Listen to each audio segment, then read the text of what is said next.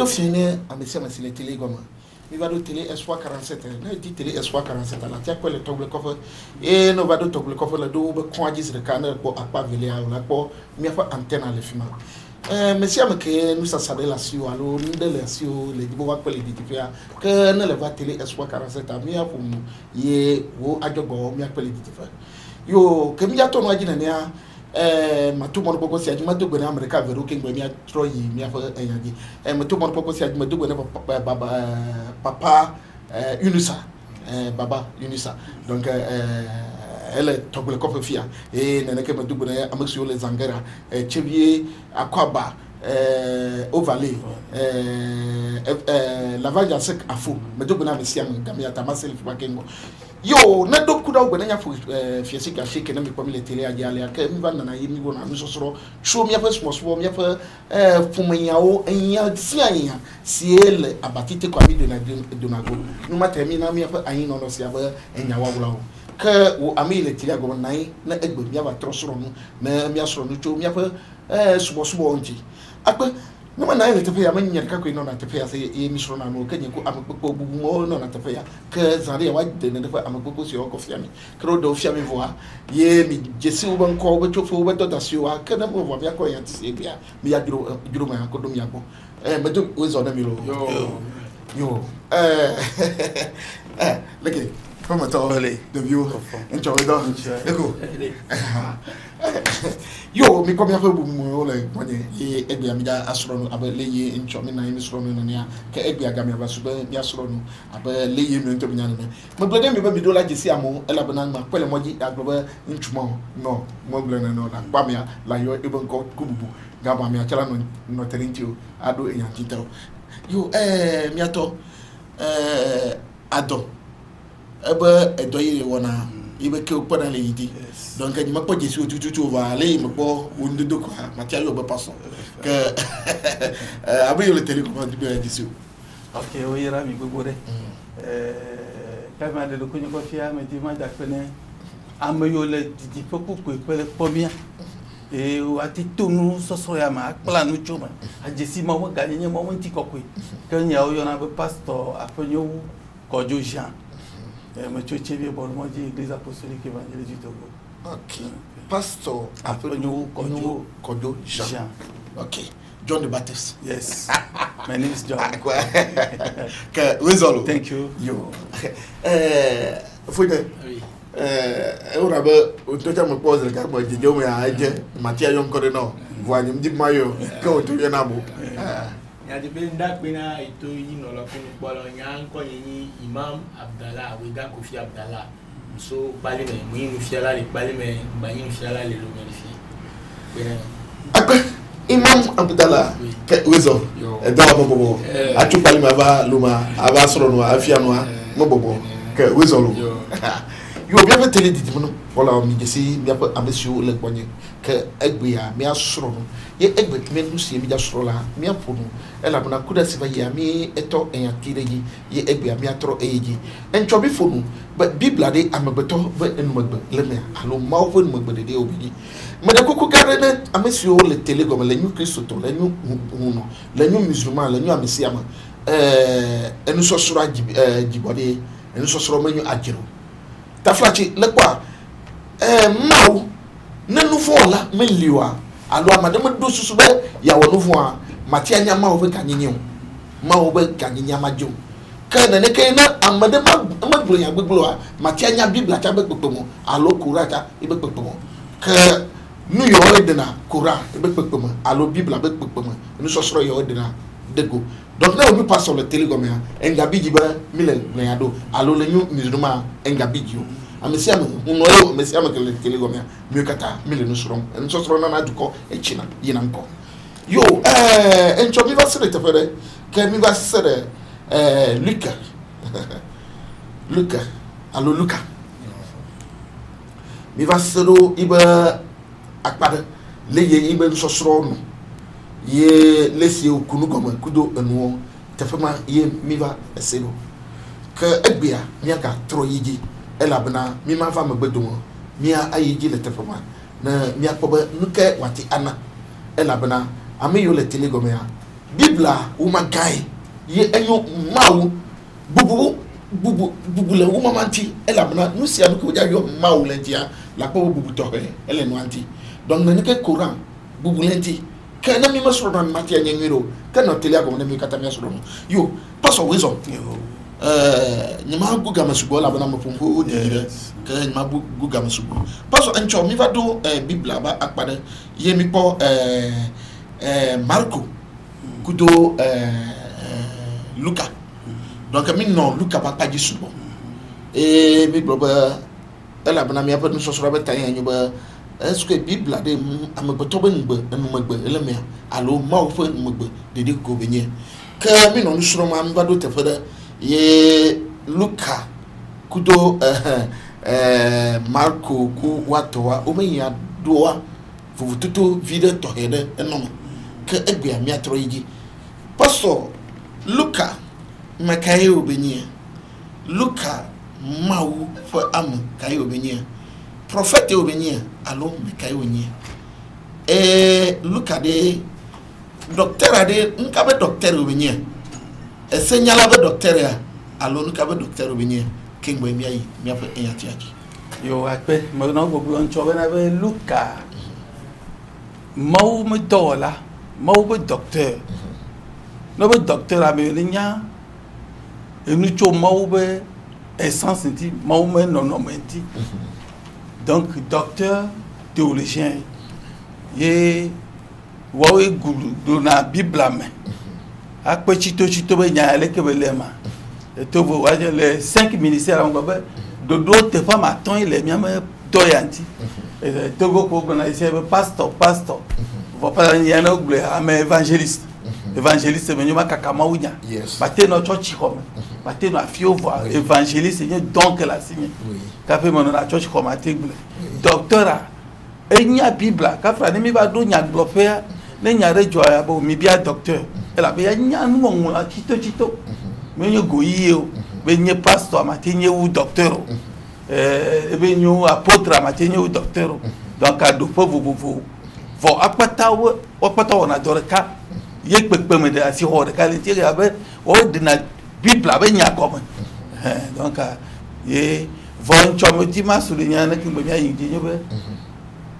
enu yi le bible amea lui pata on au véhiculer bon en français on dit que ça véhicule la pensée et la volonté de Dieu mon tamadodo pebe lolonu ye on lo de bible amea donc mais be nchomi no chakanya obe nyati a omongo aleke ya mais globalement la Bible véhicule la pensée et la volonté de Dieu donc nyagbe mabe nous siami ongulo la et de moment tamasusu tamadodo ple me lolonu de go donc a bien ici yo pastor zani ameja wa trova ko voir comme fifi mi to ye ya donc ma joyi imam Abdallah Bokingbo ela bana ma ofo nya nya to kele fi ma ofo nya elemini ye nu si ado ke mi ja gbulo ha na ma gbulo yi ma fo ma wa la bo en le ma ofo dudu yes donc mi ha ano mi so imam Abdallah wega kofi encho mi va do Luca to he mi va do Luca to he paso le boblona mi ba Luca enu ma o fam si enu bibla nu srola nu fiala ye kuna nu goma nu srola amay kuna nu goma enu srola donc nu srola donc kuna nu goma ye esrola nu be ye ijangmo alo ye ijaglade esqui nyatepe unye voir encho le naminyaba que uka Yesu Kristo de atichu Galatia uka adudalobove le haji donc adudalobove que uka de ka Luka le gbogbo de ka elle Yesu Kristo dun de ka le de bonnet donc en makia de ka le pot de de cas elle est du ma direct parce que na minya ba alors même pas sur bible là na minya la fibu ba na na fa enu adodala of ya oka wo amem via ele Yesu Christ dum bon mede kuku na mi ja yidia me ja papa so gbo no ntibu kala amem vraiment que bible le boblomba uno Yesu Christ duma en akaye ogbo parce que we me ja bio we me ja bio c'est pas parce que le boblomba luka ba ya ogbo ya ta luka ye gogota luka ye se enyatia ye ogbo c'est parce que na di fra na me amove na me adwi ya me adonti ala ko ba me amove le nkuku ye donc be janya ya yo ogbo donc parce que le boblomba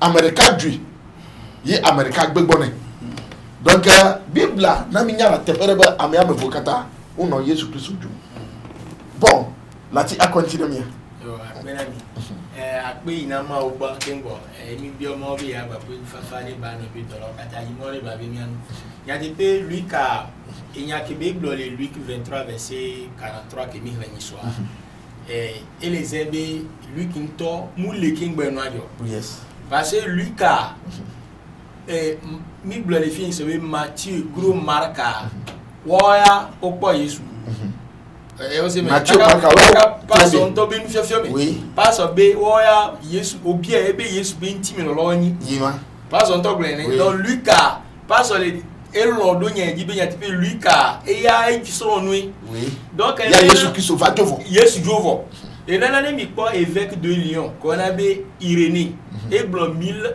e ponposo Luc nti e peke e church to be ka ko nya tele jagla le bible ma ah évêque wan pompo le bible mais pompo so Luc ntie so fi be Lucas mpo Yesu voilà go na eyama le jaglo fia na wo ma de ma de go ale ko ja wanya ya tefia gabe mi aso se go be nya tipe be Lucas mpo Yesu nya tipe OK ntie me le blé évêque de Lyon qu'on avait Irénée et pompo 180 so Luc ntie be Lucas Paul yebe hon be oui ye ke Yesu jovoa ke ngbe ya ba to Luc ngongro kudo Actes des apôtres ngongro et pompo so gakme ko di gentil takaba do Yesu be nya do me et là que Luc ya ba glo Yesu be kuku be nya la tichu gantia et pompo to vona nya ke Matthieu ku Marc blo et ale glo be fia fito le kali blo na Yesu be mu wenyi ni ama oberia di de ko na de nya cha ye ve wale globe omunya ba me amu jagori we pe amia we jago mia ogun we jina ku ye funu ele to na Yesu be amekele gbe na abevi gba be adun ku me gbe no do paradise me Yesu be egbegbe mle blo no nyiku mi ano paradise me donc e akpodede oui donc for Matthieu ku Marca wole globe oh fifi to me ve les Yesu wa me via kikiwi ame yo no tepia wo be fifi to me ve o les Yesu ye dekpen po de ongblo dekpen ton po de volu ki ke mu le kengwe na jo kaka Yesu jo kengwe ya va nya Yesu benya e ya be fieto de ka leke be obenya me de kuku enchua ke mikla ma do me no telegoma ba tro khlete pe anami OK ne mi po Marc 15 verset 32 me de ku le jakle yelu OK problème lo combien l'état mais Marc 15 verset 32 me de kuku ele tam no pepe voir ni me le dit ta o meto OK Marco va balé et ta oui à ton couple blanc ton vové Marc 15 verset 32 a obé et que le Christ ça fait tout le blolo que le Christ le roi d'Israël ben Yesu keni Christo keni Israël befia descend maintenant ne divine de la croix la tichoganou afin que nous voyons gamemia c'est comme voler blenelo et que nous croyons gamemia hossi ceux qui étaient crucifiés avec lui a même veko quand baku Yeshua l'insultait ente aussi watch les Yesu a même qu'on les pas Yesu les Yesu j'avais toi me veke la hadine les Yesu Marc verset 32 puis à Matthieu 27 verset 44 Matthieu 27 verset 44 Matthieu etawi bla vendre bubu bla ne vonea miaga senya ke wa chale le chabe nya va soku marokoto enia Matthieu wema Matthieu kuro Marco benyaso Matthieu 27 verset 44 via le jaton Matthieu avanyo etonlea ñu fait quoi Lucas Mathieu Jason Mathieu pe là-bas il y a méthode très bien. C'est-à-dire les brigands fiafito crucifiés avec lui qu'aucun bakou yeswa les cités de la même manière ouake ko les jus sont de Kame et nous de Kame les cités les brigands les voir continue quoi non c'est ça non mais depuis la 6e mai jusqu'à la 9e il y a eu des ténèbres sur toute la terre. Ben victime pas aucun ben les oreilles il y a une victime là va à bien chacun ore gaga que victime pas elle passe même pas y ko gaga non gaga kanyi ban bodo victime mais ça veut dire pour nous yo gloire fialité me veut zo donc allez anyi ban que deux victimes bon là même donc après on pour nous yo voyez tous les c'est nous même nous les pour les tous les c'est zoom ku les pozo alors il est là et tout c'est dans les victimes c'est dans les kekeli mais là il va Luc 23 verset 39 lui qui a loin des brigands les cités fiafireka paix il les yeux sous et l'autre il y a mes vêtements les bénébi ngbazu parce que me ko ko bible wala si c'est elle a bana les gens vont te pas alors ma Luc aka me ko pasteur jak le nami Luc aya OK il est le fuma glota il a Luc 23 verset 39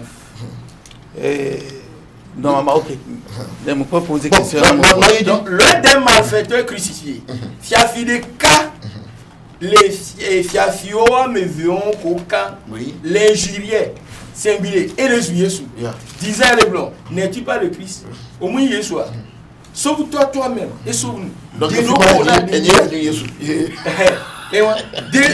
reconnaître à homi à demiaka mais l'autre le reprenait car que fiafito vegoa au benoko et à Luc 23 verset 41 mais l'autre vont fiafito vegoa le reprenait et les grognales nous mener reprendre et les grognales nous mener et disait les blancs ne crains-tu pas Dieu oh homme les vont m'avoir toi qui subis la même condamnation et au que les dons et tout dans les camps comme on les donne ami oui pour nous vaut mieux c'est justice mieux mi diabole tout fait quand nous recevons ce qu'on mérite et tous les dynamiques parce que nous que nous avons tous les dynamiques mais celui-ci n'a rien fait de mal voyez celui-là diabolego et n'a mais à quoi de dire et bien des capés n'est de lui qui va me voir que les yeux sur qu'un des cas va trop dire voilà que nous OK OK passe et pour éclairer oui nous il me marque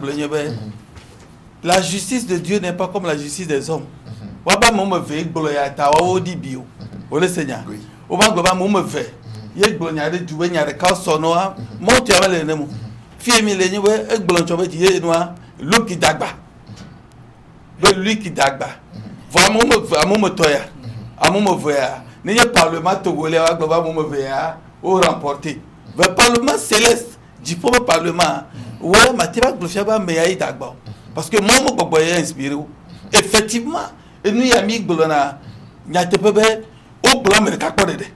Vous le savez. Et lui qui présidait America Kodede. Et pendant Léa, Esaïe 55, verset 8 Globe. Esaïe 55, verset 8. Mais j'avais le ballot. Les gens qui l'ont gloya. Lesquels me comme Esaïe 55, verset 8 à Globe. Nyatamodo, Manyamadodo. Et Nyamo, Manimamo. Donc les gars me go top pour na noa yima ou ya me pour na no amen donc amen et tala les gars ouais le jugement ma est-ce que moi ouais des fiabo no juger au lui qui dagba ye ya me de toi au dibia fiare le quoi fiata mille nous serons parce que nous na ni ko mi menu ko jora ye ma sai gbe me le nchole gbe lui qui a dagba moi ça dit Surat 4 verset 136 et globe ne mille et noir que l'ennemi me cède comme moi aller dans l'écriture antérieure o ma tobo et ni bible ato o ma kene na ni cha et ni muka ma Torah ye Mohamed ntocha e nya be no jifobo kapé bajo ouais c'est bien. Donc, Mohamed Clélo capable parce qu'en 1622, Mohamed avait commencé son ministère. pour la farka bladin bla vomea ye Mohamed jebe do comme o ma oji Yesu oji enu ma umulo ma darevo o le semia donc que Yesu Christ quoi fena na mbedo ma oji Mohamed 1622 yes on ma wunu que Mohamed que Yesu Christ joya Mohamed en 622 après 205 Jésus Christ couvre après 205 ans 205 ans Mohamed quoi 622 en 1600 mais quand dit après Jésus Christ a 150 ans après Ayoudi il y a 622 Yesu prophète a odi a 571 que Yesu très bien et non yeme et Jova 571e année dit et prophète Mohammed OK toi même il dit 63 à Gwebe 63 à so pe 571 à elle dit à 34 634 elle est 634 donc elle commencer le ministère en 622 il va commencer le ministère donc 12 ans donc nous premier les konyobe OK ma polémique on a mis nous premier nous on Bible en 1100 en 100 après Jésus-Christ 100 ans après au sur les Bible on le voit on découpé bon parce que l'Ancien Testament on 1500 ans et on va dans le Nouveau Testament en 100 ans donc ça fait 1600 années donc Mohamed Kenenani pratiquement voilà possible au moins 500 de différence et il y a pas que les Bibles là il y a global avec ne mi le dit na ne mi c'est comme le bonioa mi yi no ho mais de ya pas ma luka dagba oh nya bien belo adi mo e dagba e ko le de funa bi o le se be note mo e dagba e din be de gona be OK mo e dagba mo be enga drop on ma drop on mo e dagba nukata e Imam Abdallah le fonfona et nous qui intime le globe Lucas et Nyakebe bloma et daba nemi troyi onyabe Lucas gbala me bebemro lui qui est mon acte des apôtres nemi acte 1 verset 1 à 2 a mi agbo agba ke Luc da agba subo mais de agba ole va le de pays agba yoda ewa difiami acte 1 verset 1 à 2 a et apôtre do bagbale oui et tagbanto bagbale et tagbanto pour les cas avec Robert Théophile Luc est que mi na iso et do bagbale et tagbanto pour de casser et veiller c'est vrai que ni so Luc est Luc mon Théophile si il y avait Théophile Luc les pour la Théophile j'ai parlé dans mon premier livre et Luc ça dit pour agbale gbato mais quel est Luc de tout ce que Jésus a commencé de faire et depuis que Jésus toni léo et d'enseigner ba pour nous que Jésus toni les fions dès le commencement sous gomédi mais que Jésus toni les fions jusqu'au jour où il fut élevé au ciel kakabado bekigbe o ko Jésus dit poids et que nous que Jésus tori que lui moumre quelqu'un après avoir donné ses ordres par le Saint-Esprit aux apôtres qu'il avait choisi gakme que Jésus degbena et ba pour se louer veke be chawa c'est Luc be yimulon ndi pipi ki Yesu so gomeji me kaka kokoko ejipoa vomia trova Jean 20 verset 30 Jean 20 verset 30 mais a pas vu que Luc d'agbalé fidèle Jean 20 verset 30 a obé Jean le globé Jésus a fait encore en présence de ses disciples beaucoup d'autres miracles Yesu trowo nkumbe no gedele ba posoro be nkume qui ne sont pas écrits dans ce livre comment on l'agbalé a même Yesu wo nkuru benu subo ke mu le di mo vori ki ale ya mu no ke Yesu wo ke su gomeji ka kokko ejipo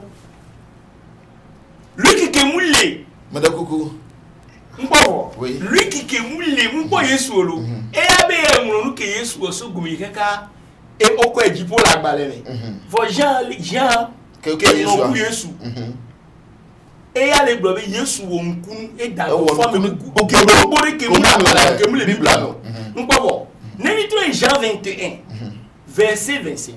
Jésus a fait encore beaucoup d'autres choses.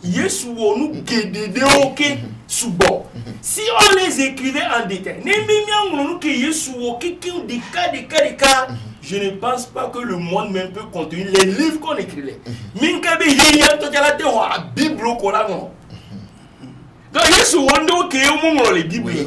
Paul et lui qui avait il y a nous qui Jésus aussi qu'on va quoi et la balade. Anglo is over to you. Yes, I'm here now. Okay. Look, ala boglomba madakukuna pastor, madakukuna mesia mesele telegomia. Mi me va fiabe mi adu fon le American tiu. Ka mi va fiabe mi asronwe. Madakukuna le tepema ke enga BGO. Enga BGO. C'est parce que mi le nous sommes Bible nanania ne mi me surra. Le premier le church comme le fiano mais le fiano am tohe ade. Da kana na le tepe ya mi le fiano tu koblibo. Nu mata me de kukunga BGO. Mi a asrono na won tocha la srono la fiamio miocha enu. Ape paso. Yes.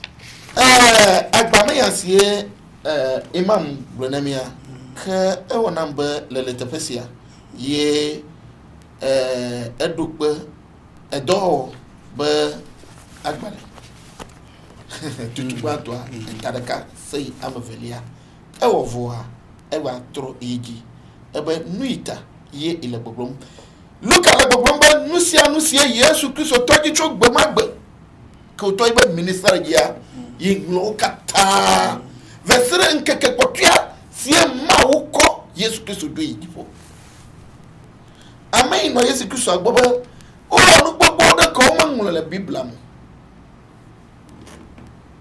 fima pastor le kele jado nkinamia eke ba do ti ko ere ko be Bible anto ya to nya be oui mais livre pata ya ne livre lui que ngula ne qui comme dit je suis le fiore oui ati ngulon gbogbo e gbogbo no lui ka il a fait des investigations jamo chito voilà c'est bien et un messia me dit d'assez nous manayons le livre le plus complet des événements de Jésus c'est le livre de Luc vono va d'agbeato et selon nous ngulon va au problème on m'a te contenir nous yamo et yo de aojo ya to chanya e mo quoi parce que nous gbogbo les c'est-à-dire livre rolé qui kabo ngulon de nous yamo voyez au problème nécessaire ni ngulanya robe etc. Même il y a quand etc. D'accord? On est de nous autoriser mais on non. Vous défier mi be yeso nu gbogbo. Et Bible anto nu gbogbo le e contenu. Vous ne même livre mi choa ne ko ta me le mo wa. Ma ke bu fo lui ko. Nya lui me le va va ma glo ne be. Dire be lui ke da pa ne ma glo ne na be ye wo parce que lui ta be glo ne be. E wo recherche. Oh, o cha lui que be famille le nya, ka Yesu be famille le nya. Nu ko te pe le po. Et c'est la me bon. Nous quand on fait le port, c'est la meilleure. Donc, nous avons le maximum qui quand tu clôtures Yesuntia, nous quand on l'a. Jean bois. Oh, tu sais, c'est un moment du cas parce que oh, on peut se concerter. Seul livre écrit par une seule personne, c'est le Coran. Voilà un moment où le tout, au moins le tout, au le Seigneur. Donc, aïe, on le nénéa. Nyame karjibe enu gbogbo le kike lui ke gun mele o maya mo o le se donc ka me po ya be ya la nyame intime bi on ya ma c'est parce que le boblomba Luka eyi amesiam e ya me gbogbo to gbo ye obi oba nuka le po le Yesu Kristo be ayi no ya nuka le po kudo susuba ya konya nya tefia yes na ya chong no Luka enso ye oyididifo aduoma vovovo fiko Yesu to vai otovai Luka enyaba Jean eno Yesu ntia Nukata ye meyibo ye obie nusio Yesu wa bedumetodo. Tu sais, je t'avais dit, mais globalement, la Bible a 1100 ans. Donc, Garo, tu as 1500. 1600 avant Jésus-Christ. Mais après, le Nouveau Testament, c'est 100 ans. Donc, on a Bible a pratiquement 1600 ans. Voir moment qui calme les trous. Vous le savez. Oui. Donc même maintenant, il y a Isaïe, c'est à plus de 600 ans avant la naissance de Jésus. Mais tout ce qu'il a prescrit, et ben les d'actualité de nous-mêmes. Donc ma globe n'avait lui mis le bleu, il y a un mot de capé que de fou. Mais il y a mis le bijou. Ah oh. Il y a globe n'avait lui il va d'agba. Même font voler tout courant dia. Donc où tu as binaji. Oh, na do dia. Bon fi que milliard. Ça n'a d'autre payer qui bibi là-bas. Bien pas le fiam mettre d'accord. Bien pas le fiam mettre d'accord. Mi na keke mi na mi go voir mi ba ko jijo. Gaka na le bigi a amayo telecom ya nyana ba le bigi. Oh, débat, vous faites débat, vous la bigi va ko damu. Donc lui le noir me ba, lui le noir me fi ba. Taflachi, le quoi? Nous sommes à 1000 euros le fia. C'est parce que en meilleur le télégomme ou le nous son que même la Bible là si bon moi mignon. T'as nous qui est là à dénego. Mia quoi parce que Bible là le mais premier le nous. Yes. Très bien. C'est parce que New York qui java to. T'as que New York java to quoi? Donc mia premier le ame yo ja cho ma wo ben kwa ba ba be nyenyu Yesu Kristo ya ta mi asoro no agbe yiji ni me le gbogbo ni yo be ne Mohammed klenu ya kaka wunu ye be ba to mi ministère ji e be jang nu an wunu ale gbogbo ni be musulman mi tro de mi mese na ne gomo mi tro yi o ma ho agbo de mo po lui kamunu ngala de ya par exemple comparatif à mia no viare de ya ma global lui qui dagba mi ba yo wa o le seigneur ne to do ru na bo ba ja to gbo so le ke ya ne to gbo dagba la do ru wa pas on le quoi mia ma ya tie ni we oh là moi dire c'est parce que nous il y a un débat et amour le fia que Mohamed dagba il y a une dimanche bleu voir il y a une bleu démontrer Mohamed dagba Matia bleu di obena Matia bleu oja Mohamed dagba oh il y a un truc parce que c'est mon supérieur Mohamed c'est un prophète on le sait prophète et Mohamed donc quand m'a cité chaque fois notre Mohamed go abaga le dagba OK donc OK et l'écriture antérieure oh la l'écriture antérieure me confirme que ame kokike ne nglo ma va ya e véhiculer mo me penser que me volonté mo me tamadodo pele me lolo noa o nglo nu chonti nya tepe iye de siadea ne mi va véracité nya tepe to que la Bible ma ne mi mea la papa de que même nchomi no nya dedon oui e be na mka ta Paul la globe on ne choy boko tu vana ya o je me di ma ke yinko ne nya nu nyo kotu le a misisi amea nu nyo parce que nous au cartable asonyamo oui directionnel direction que nana mati gbo na bo be nyama gbo me nyama parce que moi penser à elle mener oui moi misisi a le ko to amene o gbo na be bi aye no Paul ne surveille na mo na nyi dan gba oui me fo le to oui donc ne gbo bi choko tu yen venama me ko se gomo et ta me le gbo ba entre nous on est dit pour nous pour là oui non c'est sûr non excusez-moi Bible mon tamadodo be Bible ne me fia o la new théologien ina théologien beaucoup to daragba oui parce que o wana sebe yo nya o ma quoi o cleaner bon le moment de comme no wa la clé là ou 10 fois ma sera ne ko comme yo mama me veve be nya o chamia ma kenye mia we oui aba cho chamia be mi pour photo Bible entière mama me veve ta mia yi mia ko terme que mia cho na Mohamed mia ko terme que mia cho na mo ne bubu mo yo va ya no anya ba le kene mia toko le télé a kwa moi wanya ba mo yo la o jenunya e la benuka ni mi kle Esaïe de kulo so le nya le po Bible ni ko yana be Bible même maou que mi tonu aja mo blende maou ken ko ila nya maou fe gagner yes na madama yi nu gbegbe wo fo wa maou fe gagner meje no ken bala nya Bible ba pepema na madama fufonu da kenyu anu taflachi sibe anu tata ben fufuwa que me gagne Bible avec Potomo. T'as donc le courant que le femme via. Non les gars font via, les gars font fondre le femme que musulman que la femme gars pour me font fondre. Voyez gars na courant avec Potomo. Elle a dit c'est parce que nous me font fondre noir courant avec Potomo. Majo, t'as mis à bonne. OK, le mien sur. OK. Mijo. Donc me laisse pour ben avec. Maou, mais nous gars on a me toi et tout na ma forme. Oui. Et tout na ma volonté ben. Et yata nemi po nous subowa. Mi a de kukuna mo ma unamichi. Ba unami susu. Oui. Nemi akonka. Nya ko senya ogoma. Egbe ya ne le chite mo blen choy. Ne le pa wa mo ro kwa no ja du no wale ke. Oui, toi là beaucoup. Le nya fi o to nyi déjà. Catholique to oui. Ne amo wel ha kwa ro subona ko ba amoyi. Fo egbe ya. Ole senya. Bientôt la oh quand il y avait trop souvent alléluia alléluia mi chom ya menunya oh mais de kukulo mi na me glo même Pentecôte to bientôt cha mi glo be mi awenye for amener le jipo nku kam ko lo po amener le jipo et nous Proverbe 14 verset 12.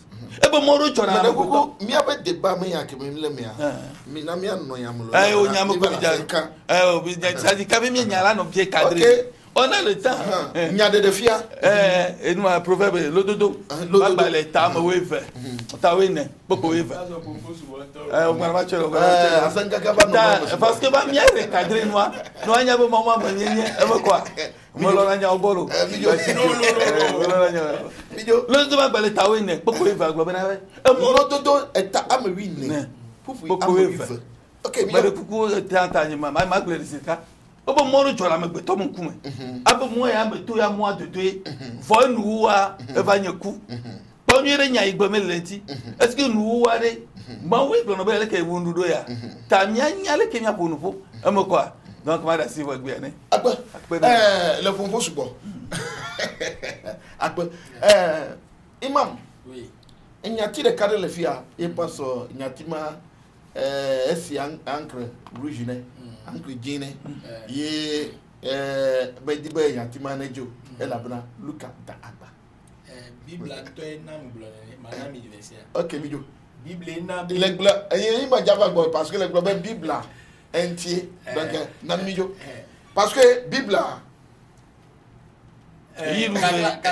la parole de Dieu il nous veille du trachat nyatepe et nous que pas sobla et nyane nglobe luki dagba mu nyane interable njake blessa ke ngbe mi honya sin ki le pompo oui bible ntole na mi le nyabe amiameve no dida se wa be nyaba so a e yi ola so le mo be nyane OK mi jo pesa ni mi po Jean 8 Jean 8 verset 17 à verset 17 Jean ameni et ameni pour oui André lia Yesu le gobe Yesu ndele pompolo il est écrit dans votre loi que le témoignage de deux hommes est vrai.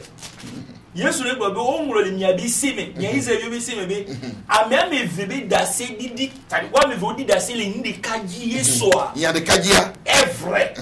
Pour lui qui de kabe ya amia maku maku be amia me vezu Yesu wa be nya so e ba so kunya ke Yesu lui qui ba mereka mia dete e ke Yesu blo mia so lui qui e di be Yesu e lui qui dagba yo passons laisse-moi télé Jean 8 verset 17 ye Yesu le blene e ba même vebe dasi di est vrai les mots ici mais ne même amayo le télé comme Jean 8 verset 17 Jean ameni pour ameni André OK Yesu ndo elifio Yesu kenya me koko ame pepe e le bon pour ma baby ebere maou ebere ah oui mo bien pas plaire à gagner ebere na bebe di dase donde dia wa be dase dia nyatepe no ke di Yesu blene no bele wa be semo parce que ni mitro ya Ancien Testament mais ni quoi Deutéronome 19 verset 15 Deutéronome 19 verset 15 Deutéronome 15 verset il y a 9 allô non Deutéronome 19 Deutéronome 19 verset chapter 15. Oui. Nous avons dit Yesu blobé le wabesimo. Parce que voilà dit Yesu et le mot c'est baissé mais les Deutéronome 19 verset 4. Un seul témoin ne suffira pas contre un homme pour constater un crime ou un péché. Quel que soit un fait ne pourra s'établir que sur la déposition de 2 ou 3 témoins. Bible n'a pas dit qu'il a joie. A même bébé d'acide dit à la même ton. Yo et ton là. On y a mis le cas. Et maintenant il y a sur trop les blonds les gens où vivent ici c'est bien. A même bébé d'acide dit et n'y a pas de Pastor. Pastor, mais bon. Mi bona go. Ami asenyama gomo bi. Yesu Kristo ele boblombe. Yesu Kristo amesienyu gomedokya. Ele boblombe. Fisie ameve ofu. Ye ubenu fofua jedeka America petwa ninga kwe o. Ye ele mi afa du se o meja nene. Paso Madakoko Bibla eble yama nyatefia. Madakoko eble le 17 eble vo nyaita begle do ha Madakoko bijo nyaita begle do ha mi ka kre no verset a combien ti fimo le doy me gbe ma Jésus leur répondit Jean 8 verset 14 probablement quoi eh ben yo cho win elia fika win elia ko yi bon ya ka bientôt 19 quoi 14 Kekei 19 win elia kekei wi ashekelia. OK.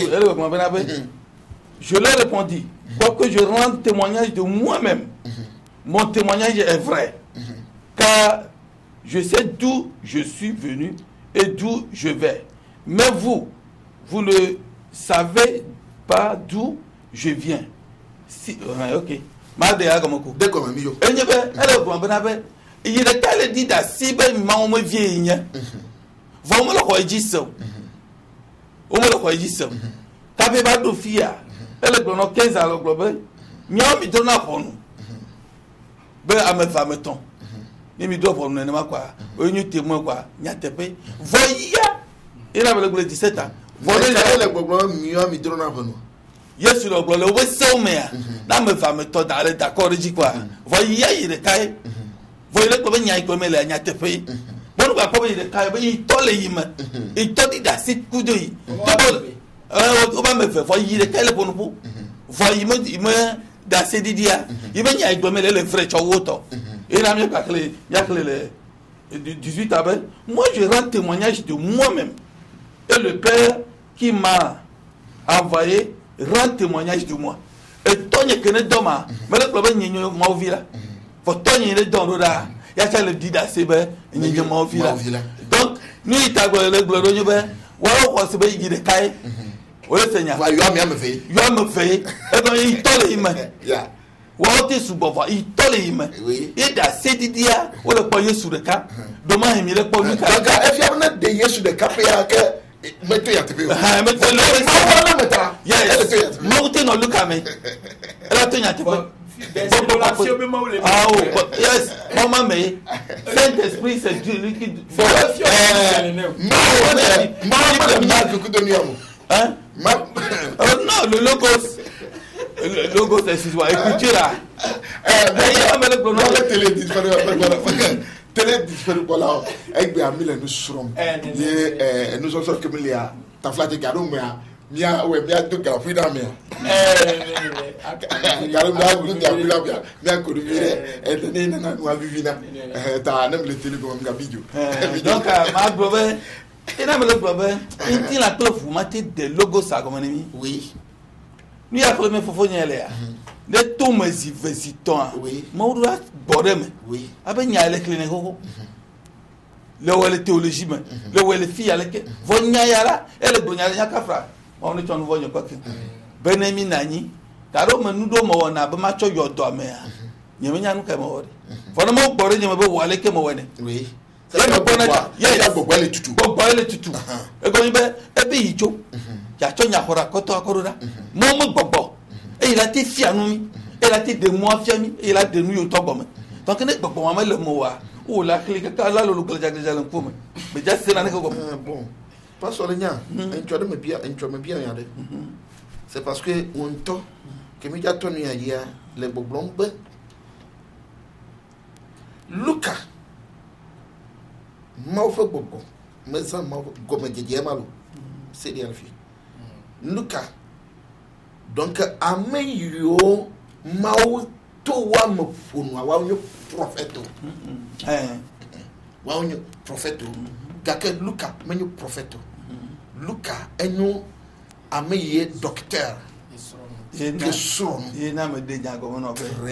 vous avez 5 ministères et chaque ministère ils sont inspirés par Dieu. C'est-à-dire là il y a un prophète il y a comme un mignalo ben kanunami tamilo na prophète ben yagbo no gbo cho ben yana fono prophète mi va no me yagbo il na ben yagbo cho beleke fono prophète docteur de la loi et si un to ben nous là au dire là vous voyez t'as 5 ministères évangélistes apôtres et pasteurs docteurs et prophètes et donc pasteur matin ne le pas de ciel de comment on va y aller pour nous une vie bon pasteur mais ma fa pa ya c'est parce que le quoi ma oba ido amagbeto abayi nto ido kene donc e fiaba ma oba boboa e dele enyema dele mo delnia gaka enna agbosusu mesi amakoyi ba yes you know now e pa ba amaronyo docteur amaronyo apôtre voilà la quoi pasteur on a viré les mains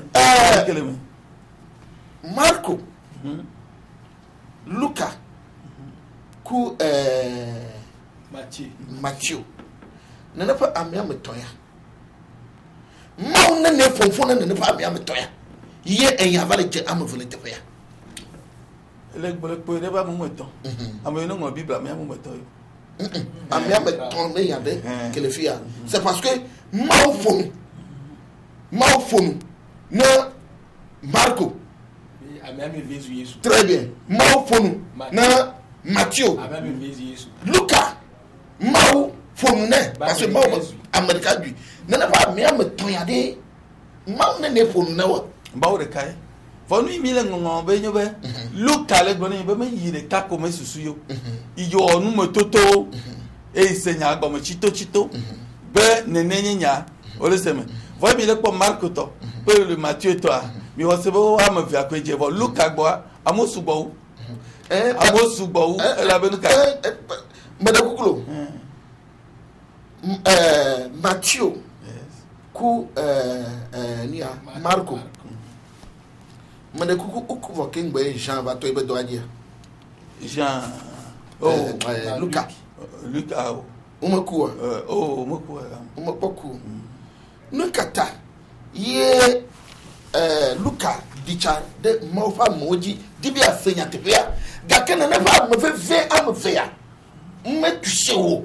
Le monde n'était pas comme ce que tu regardes aujourd'hui. Voilà Seigneur. Mijo. La Bible madakuku ameo telegomea mawo marekamatia se mawo gom. Yes. Mawo amima. Mawo onyi. Marekamatia se gomo. Gaka mi na ele fi aba mi asoro no e. Ta mio amegbeto nti la kufu eminye. Gaka mi le soro no aba amegbeto. Na mawo gbogbo adilemea mea mi awo mawo be lolo. Madaku mi le gbo. Gamia chiteli nyantu. Ya de pas so gloriare ki me maso be se gbe. E globe bible mi abe Quran le globe. Ne mi se nde gomea. Mi atro ya ame ko le kra gbare ko na mi. Oui. Ma ou be ni popo ko le fina nene le Quran mi. Va ma ou le nabe mi atro ve bo agbale ke be nya soku prophète ke ma ou don be nya. OK, agbale kayo. Mi do. Agbale wan ele ni prophète ko non ko va be ni po si me Yesu agbale évangile. Oui. Mbabla ya. Oui. Et à cet instant Mose ba agbale kuto mi atro yemi.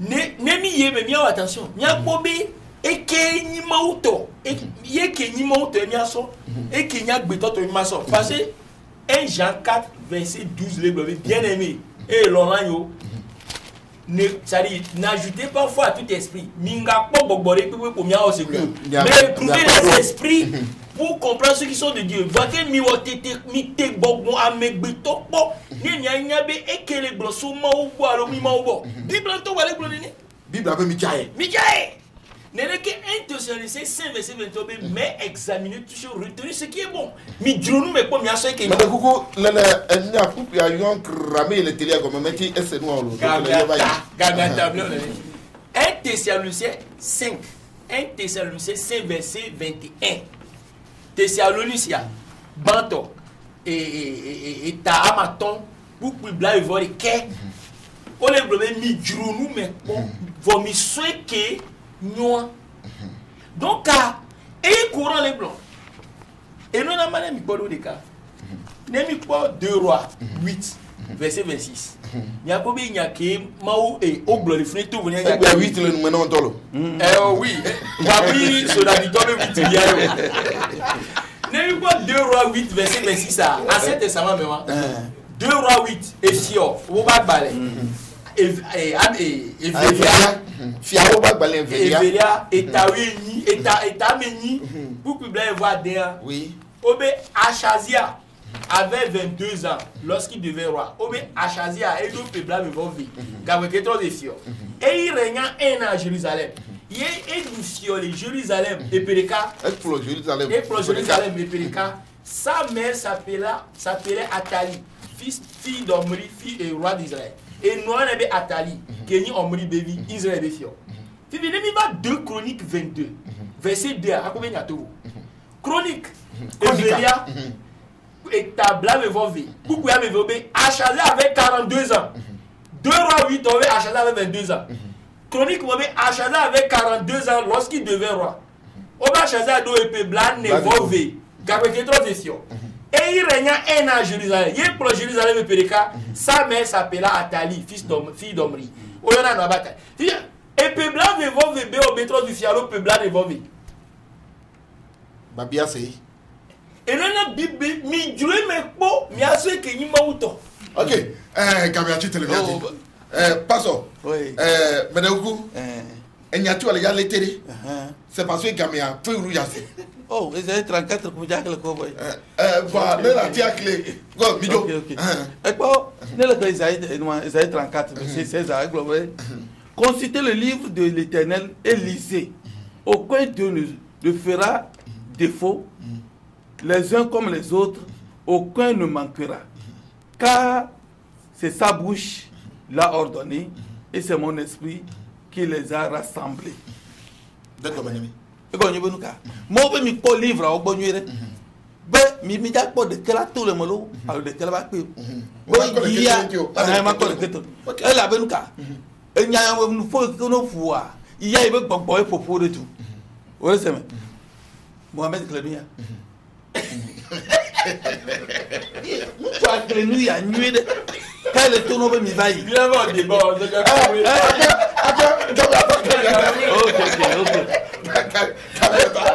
Livre alors, lectura.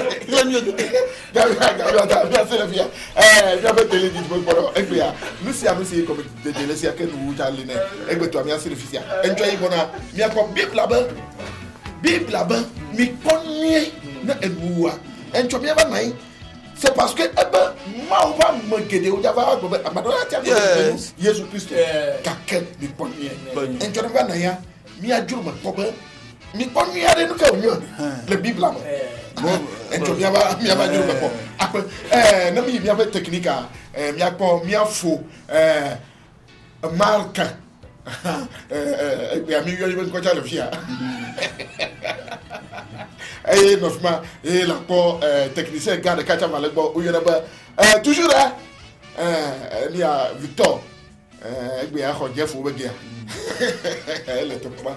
Ok, na mi jolo fuma mi ava mi apa kwamafia kan ba do mi ava kwamafia mi akpo mi apa ameye no didi pa no po moaji ye mi po mi apa no tato le tepesi bilia wo yona ba apotoga Octavio alma ojova ye no to fa impo no ka na mi ko iba hadia mi akpo mi zumo o le fima ye o dokuku le tefa akpere mi miawezo na mi ko mi apa yi no fele fia mi akpo paso bubuto afonyo ko Jean Jean Beibo Luka Beibo non dia akpa dia havele aja mi akpo Imam Abdallah Wega Kofi to palima Yo nyami yo mko ejoma mi avi mi ato mi afofo jasco e ba ni tokuda mi ya gato mi afo akwe ya gbe baba